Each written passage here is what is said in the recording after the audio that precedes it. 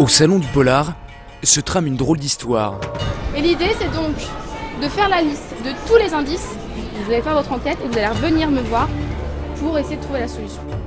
La police scientifique est sur le coup et les détectives en herbe comme Lina ont enfilé leur costume d'experts. Il y a des somnifères, il y a du champagne et il y a un corps à côté de la table. Donc c'est peut-être qu'on l'a empoisonné ou quelque chose comme ça. Une histoire sombre à l'image des polars de Michel Deroy. Filature, interpellation, cet ancien policier s'est inspiré de son quotidien. Écrire est pour lui un exutoire. Des cadavres d'enfants, ça c'est impossible, on ne peut pas, il n'y a aucun flic du monde qui vous dira on s'habitue, on s'endurcit, c'est pas vrai. Donc c'est à ce moment de ma carrière que j'ai commencé à écrire quand j'étais à la brigade des mineurs. Et voilà pourquoi je parlais d'exutoire.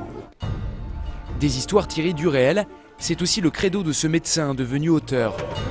La médecine est quelque part une enquête, parce que la requête du diagnostic, il faut chercher des signes, des indices, faire la synthèse, etc. Donc ça se rapproche un petit peu quelque part d'une enquête de police. Et c'est pour ça que c'est assez amusant de créer comme ça des histoires.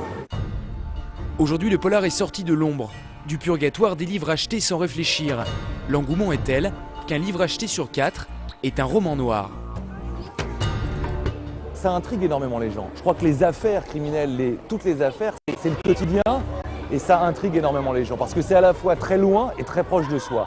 Donc il y a une sensibilité particulière autour de ce genre-là. Le polar décliné sous toutes ses formes, c'est tout le week-end à Montigny-les-Cormeilles.